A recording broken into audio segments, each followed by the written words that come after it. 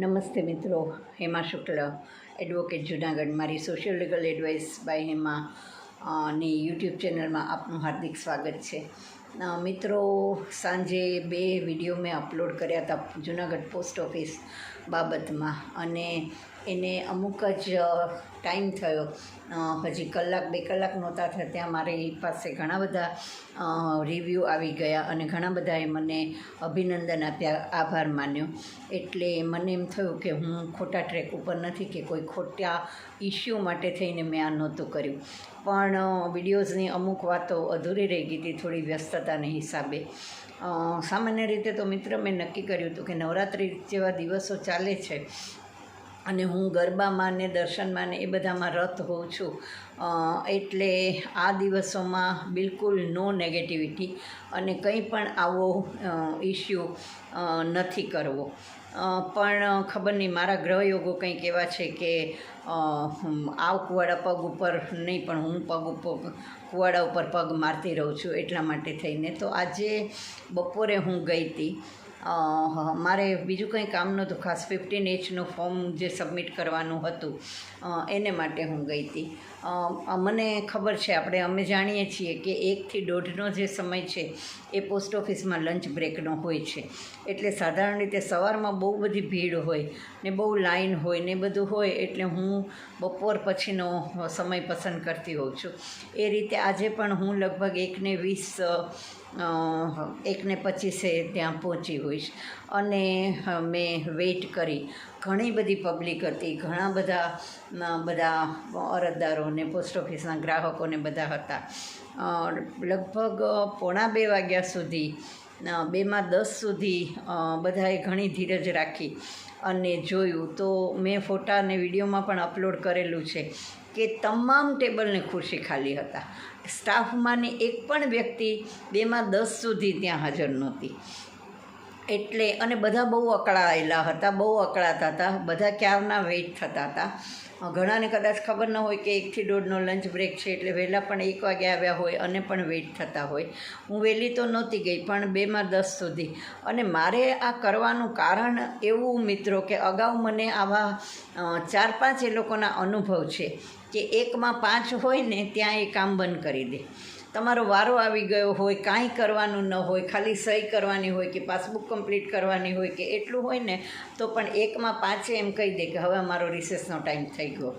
જો તમે આટલો બધો સમયની પ્રતિબદ્ધતા રિસેસ પડે એને માટે, એ ટાઈમ માટે રાખતા હો, તો પછી લંચ બ્રેક કે રિસેસ પૂરા થાય એ સમય પ્રત્યે પણ તમારી પ્રતિબદ્ધતા હોવી જોઈએ.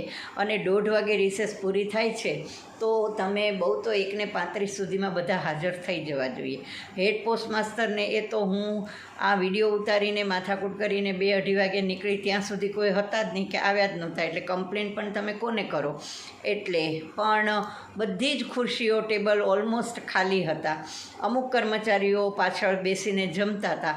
બરાબર છે, સમજી શકાય એવી વાત છે, માણસ લંચ બ્રેક લે એનો ના નથી, પણ એનો એક મુકરર સમય હોય છે. એ જે બેન પાસે મારે કામ હતું એ બેને એવી દલીલ કરી કે અમે હજી 1:15 વાગ્યા સુધી તો બારી ચાલુ હતી, 1:20 તો અમે લોકો ગયા. પણ આમ તો આ મને ખબર છે કે આ દલીલ ખોટી હોય છે અને ધેર ઇઝ નો એક્સક્યુઝ, કારણ કે આ કરવા ખાતર હોય છે. 1:05 એ લોકો કામગીરી બંધ કરી દેતા હોય છે. અને માની લો કે કદાચ સાચું પણ હોય અને 1:15 કે 1:20 સુધી એ લોકો કામ કરતા હોય, તો એ પદ્ધતિ પણ ખોટી છે. કારણ કે બધાને જેને ખબર હોય કે લંચ બ્રેક 1 થી 1:30નો છે અને જે બપોર પછીની સેશનમાં જ કામ કરાવવા માટે 1:15 વાગે કે 1:20 કે એમ આવ્યું હોય, તો એ 1:45-2 સુધી રોકાઈને બેઠું રહે. તમારી 1 વાગ્યાનો લંચ બ્રેક તમે 1:15-1:30 વાગ્યા સુધી લંબાવો, પછી જાઓ અને પછી તમે મોડા આવો. તો એનું કહેવાનું એમ હતું કે 12 વાગ્યાથી જે લાઇનમાં ઊભા હોય 11 વાગ્યાથી અને 1 વાગે જેનો વારો આવવાનો હોય એને અમે લઈ લઈએ છીએ લંચ બ્રેક એક્સટેન્ડ કરીને પણ, તો પછી અમને આવતા મોડું થાય. તો એ લોકોને જેમ ઊભા રહેવું પડે એમ લંચ બ્રેક પછી કામ કરાવવા આવનાર જે 1:15 વાગે કે 1:20 1 વાગે આવી ગયું હોય એને તમે મોડા આવો તો પણ ઊભા રહેવું પડે. એટલે પણ લંચ બ્રેકનો ટાઈમ કોઈ પણ પહેલાંમાં, હું એડવોકેટ છું, અમારે કોર્ટમાં 2 થી 2:45ની રિસેસ હોય છે. તો 2 ને 5 2 ને 10 સુધી કદાચ કોઈ જજ ડાયસ ઉપર હોય અને કામગીરી ચાલતી પણ હોય તો પણ એને આવવામાં ક્યારેય 3માં 10 3 ના થાય. એટલે એ 3 બહુ તો 3માં 10 પણ હાજર, અને એ એવી આર્ગ્યુ એનાથી થતી નથી કે અમે લોકો 2 ને 20 સુધી કોર્ટમાં કામ કરતા હતા એટલા માટે રિસેસ એક્સટેન્ડ કરી. હું પણ આજે 43 વર્ષથી ગવર્મેન્ટ ફિલ્ડમાં જ્યુડિશરી જેવા પહેલાં સાથે કામ કરું છું અને ડિસિપ્લિન કેને કહેવાય, ટાઈમ બાઉન્ડિંગ કોને કહેવાય, ટાઈમ મેનેજમેન્ટ કોને કહેવાય, આ બધા મને પણ સંપૂર્ણ ભાન છે. એટલે પણ ખાસ કરીને સેન્ટ્રલ ગવર્મેન્ટના જે ડિપાર્ટમેન્ટ છે એ બધાનું તંત્ર આટલું જ ખાડે ગયેલું છે. એમાં રેલવે તો હજી કંઈક એમાં ઘણો સુધારો થયો છે, પણ ઇન્કમટેક્સ ડિપાર્ટમેન્ટ જુઓ કે પોસ્ટ ઓફિસ જુઓ કે એ બધા તો એ જાણે આપણી ઉપર ઉપકાર કરતા હોય ને એવી જ રીતે એક તો એ કર્મચારીઓનો મિજાજ હોય છે. મારા આગળના વિડીયોઝમાં આપ જોઈ શકશો એક મરૂન શર્ટવાળા ભાઈ છે. એક તો 2માં 10 સુધી 1:45 સુધી એમનો ક્યાંય અતોપતો નહોતો, અને આવ્યા પછી પણ હું જે વિડીયો ઉતારતી હતી એ જોઈને એને જે મરચાં લાગ્યા અને એમનું જે તોછડું અને ઉદ્ધત વર્તન હતું, સાધારણ રીતે દરેક કર્મચારીનું પોતાના પહેલાં પ્રત્યેનું આવું જ તોછડું અને આવું જ ઉદ્ધત વર્તન હોય છે. એ લોકો આપણી ઉપર ઉપકાર કરવા માટે નોકરી કરતા હોય ને એવો એ લોકોનું ગ્રાહકો પ્રત્યેનું વલણ હોય છે. 2-4 એજન્ટ કદાચ ફ્રોડ કરીને જતા રહ્યા હોય એને લીધે એક તો એજન્ટ પ્રથા બંધ કરી છે. તમે પૈસાની લેવડ દેવડમાં એજન્ટ પ્રથા બંધ કરો એ સમજી શકાય એવી વાત છે, પણ આવી સામાન્ય બાબતો હોય, 15Hનું ફોર્મ ખાસ કરીને સિનિયર સિટીઝન્સે સબમિટ કરવાનું હોય કે પાસબુક માં એન્ટ્રી કરાવવાની હોય, પાસબુક કમ્પ્લીટ કરાવવાની હોય કે નવી પાસબુક કે ચેકબુક લેવાની હોય, કે આવા જે નાના તદ્દન એડમિનિસ્ટ્રેટિવ કામ છે કે જે એજન્ટ મારફત થઈ શકે, સિનિયર સિટીઝનને સરળતા રહે અને જેમાં ચીટિંગનો કે ફ્રોડનો કોઈ અવકાશ નથી, એને માટે પણ એજન્ટ પ્રથા બંધ કરી દેવી એ એક તો ટકેશેર ભાજા ટકેશેર ખાજા જેવી વાત છે. તમે એલર્ટ રહો, કસ્ટમર એલર્ટ રહે પોતાના એજન્ટ માટે થઈને, પણ એનાથી તમે એજન્ટ પ્રથા બંધ કરો એ કોઈ સમજણવાળી વાત નથી ને એનાથી સિનિયર સિટીઝનોને બહુ જ મુશ્કેલી થાય છે.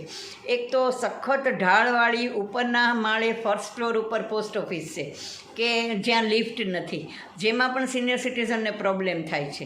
એમાં બપોરે ગયેલી વ્યક્તિને પોતાને જ હાજર થવું પડે અને સ્ટાફનો 2 વાગ્યા સુધી કોઈ અતોપતો ન હોય, અને એ સ્ટાફને પાછા તમે કંઈ કહી ન શકો, એને કંઈ કહેવાય નહીં. તો પેલા મરૂન શર્ટવાળા ભાઈ, મેં તો એનું નામ પૂછવાની પણ તમા નથી કરી, કારણ કે આટલો બધો તોછડો અને આટલો બધો ઉદ્ધત અને જે ડ્યુટી અને મોરલ લેસ માણસ હોય એની સાથે વાત કરવાનું માં પણ હું મારું ગૌરવ ન સમજું કે હું મારી એમાં નાનમ સમજું.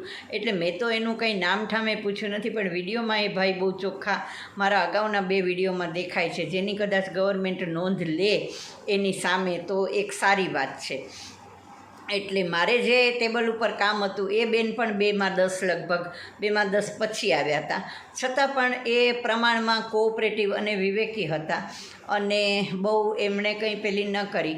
પણ એક તો તમે આવું વર્તન કરો અને તમને કોઈથી કંઈ કહેવાય નહીં અને સામો સપરાધ કરો, ઉદ્ધત વર્તન કરો, તો આ બધું મિત્રો હવે એક જ ઉપાય હું અમલમાં મૂકું છું ને આપને બધાને રિક્વેસ્ટ કરું છું આ માટે કે દોરવણી આપું છું કે આવું કંઈ જ ચલાવી ન લો.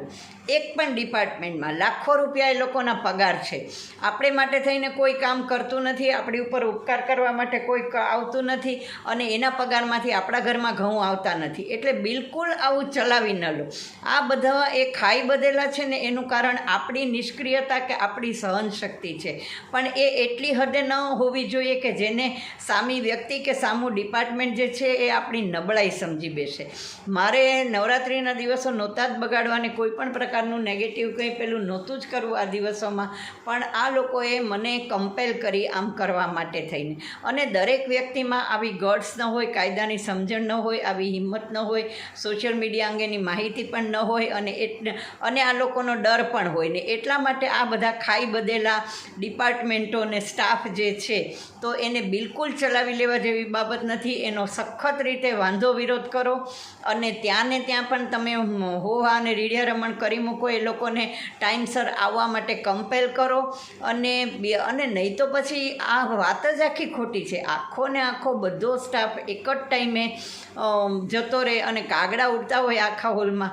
તમે અડધો કલાકને પોણો કલાકને અંતરે લંચ બ્રેક રાખો. અડધા સ્ટાફને પહેલાં આપો ને અડધા સ્ટાફને પછી આપો, એવી રીતનું કંઈ મેનેજ કરો.